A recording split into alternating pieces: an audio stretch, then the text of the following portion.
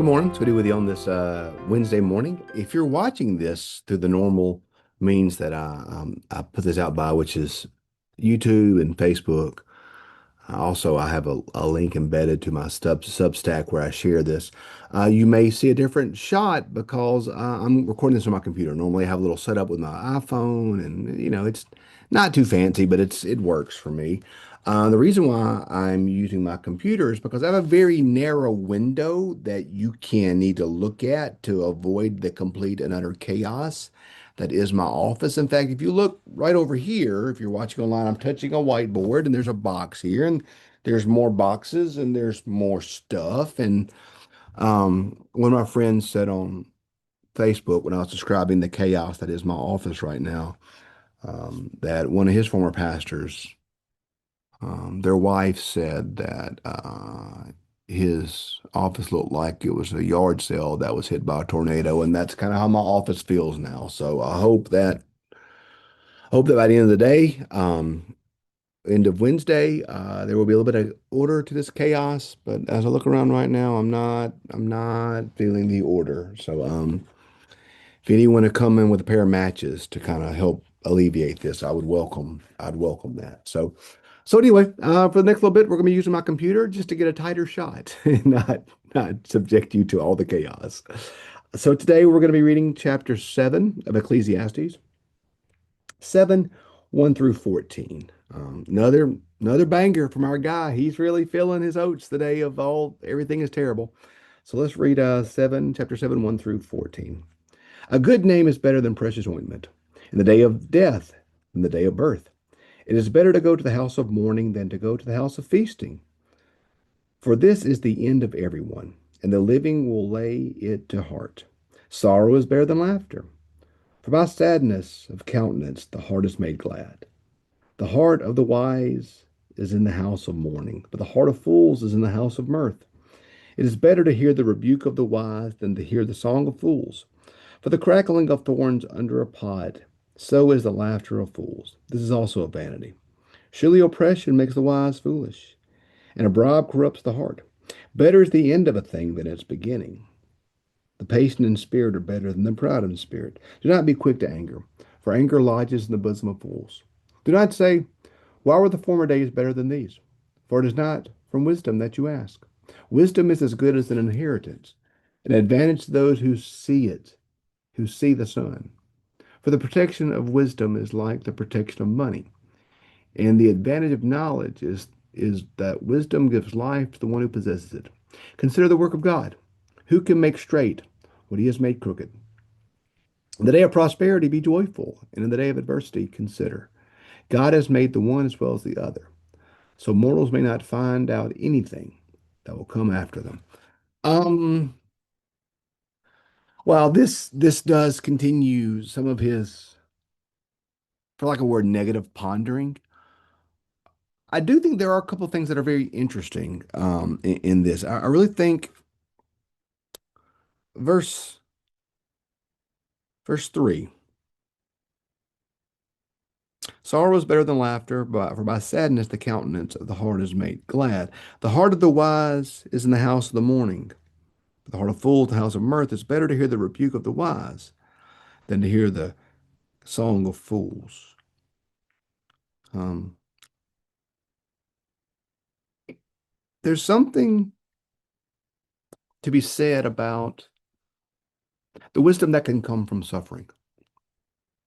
That suffering has a way of testing us and refining us, and in some ways purifying us. And let me be clear, that doesn't mean that suffering is a good thing.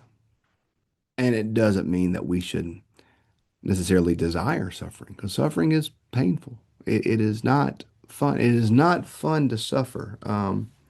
There's a line by, Lord, these reflections can go in odd places. There's a line by a 1990s alternative rock group, Everclear, that says, is in a song entitled "I Will Buy You a New Life," and it says, "I hate those people who tell you money is the root of all that kills. They have never been poor. They have never had the joy of a welfare Christmas."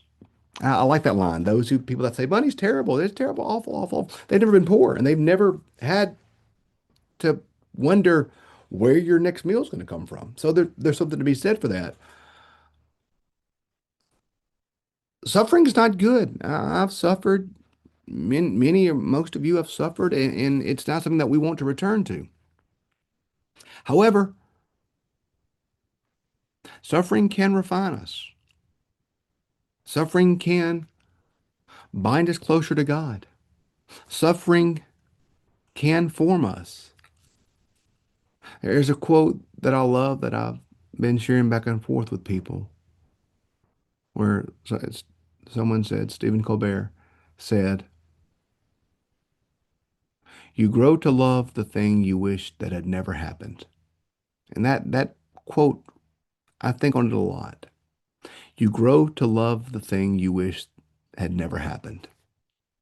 Because suffering is something, and if we suffered, we never want to go through it again. It's not something that we find pleasant. But our suffering forms us. And so the suffering, the difficult times, the grief, the pain, whatever it is you've been through that's hard, helps to form you into the person that you are now. And the person that you are now is is a good person. You know, the person that you are now is seeking, if you're watching this rooted or listening to it or reading the transcript, and you're wanting at least something to make scripture applicable to you, which is a good thing. So I'm assuming you're wanting to grow closer to Jesus because you're spending time in His Word. That's a good thing. And your suffering has helped to form you into the person that you are now.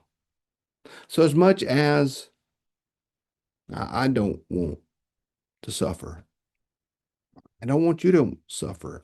We would all want to avoid suffering if possible. The heart of the wise is in the house of mourning. There is much that we can learn from difficult times. It's better to hear the rebuke of the wise than the song of fools. Have you ever been rebuked by somebody who you care for? I have. I've had mentors rebuke me, and it is painful. It is not fun. I did not enjoy it, but it was what I needed to hear at the time.